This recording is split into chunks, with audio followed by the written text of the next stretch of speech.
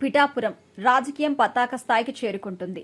ముఖ్యంగా నాగబాబు వ్యవహార శైలి పిఠాపురం కూటమిలో చిచ్చురేపింది. తాజాగా ఆయన ఎమ్మెల్సీగా ప్రమాణ స్వీకారం చేసి నేరుగా పిఠాపురం వచ్చారు. వర్మకి కౌంటర్ ఇస్తున్నట్టు అభివృద్ధి కార్యక్రమాలకు శ్రీకారం చుట్టారు. కనీసం వర్మకి ఆహ్వానించలేదు. ఈ చర్యని తప్పుపట్టింది టీడీపీ క్యాడర్. నేరుగా ఎమ్మెల్సీ నాగబాబుకే కౌంటర్ ఇచ్చినంత పని చేసింది. అయితే తాజాగా ఉన్న సిచ్యువేషన్స్ లో పిఠాపురం టీడీపీ ఇన్ఛార్జ్ వర్మ చేసిన కామెంట్స్ ఇప్పుడు కాకరేపుతున్నాయి. తన ప్రమేయం లేకుండా పిఠాపురంలో పవన్ గెలిచినట్టే. పవన్ ప్రమేయం లేకుండా ఏపీలో కూటమి అధికారంలోకి రాగలిగిందని చెప్పారు వర్మ. తద్వారా పవన్ కళ్యాణ్ కి గట్టిగానే కౌంటర్ ఇచ్చారు. జనసేన ఆవిర్భావ దినోత్సవ వేడుకలను పిఠాపురంలో నిర్వహించారు. భారీగా నిర్వహించిన ఈ కార్యక్రమంలో పార్టీ శ్రేణుల్ని మరింత ఉత్సాహం ఇచ్చేందుకు పవన్ కళ్యాణ్ సైతం చాలా దూకుడుగా మాట్లాడారు.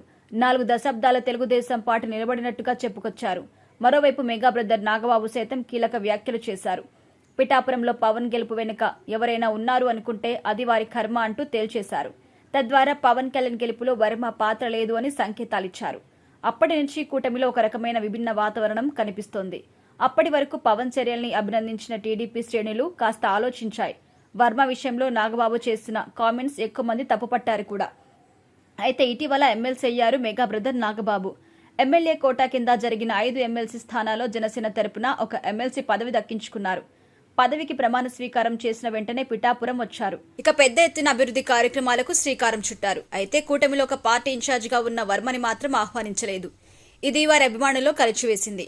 అందుకే నాగబాబును టీడీపీ శ్రేణులు నిలదీసినంత పనిచేశారు. ఆ వివాదం అలా కొనసాగుతున్న తరుణంలో తాజాగా పిఠాపురం వర్మ చేసిన కామెంట్స్ వైరల్ అవుతున్నాయి. పిఠాపురం నియోజకవర్గంలో ప్రజా దర్బార్ నిర్వహించారు. టీడీపీ తరపున నిర్వహించిన ఈ కార్యక్రమంలో ప్రజల నుంచి వినతులు వచ్చాయి. ఈ సందర్భంగా వర్మ మాట్లాడారు. ఏపీలో టీడీపీ అధికారంలోకి రావడానికి లోకేష్ ఎన్నలేని కృషి చేశారని గుర్తు చేశారు. యువగలం పాదయాత్ర ద్వారా పార్టీకి పూర్వ వైభవం తీసుకొచ్చారని చెప్పుకొచ్చారు. ఎక్కడా పవన్ కళ్యాణ్ పేరు ప్రస్తావించలేదు. తద్వారా నాగబాబు జనసేన ఆవిర్భావ సభలో చేసిన కామెంట్స్ కి ధీటుగా ఇప్పుడు వర్మ వ్యాఖ్యలు చేసినట్టుగా అయింది. డిప్యూటీ సీఎం పవన్ కళ్యాణ్ ని ఉద్దేశించి చేసిన వ్యాఖ్యలుగా విశ్లేషకులు సైతం అభిప్రాయపడుతున్నారు.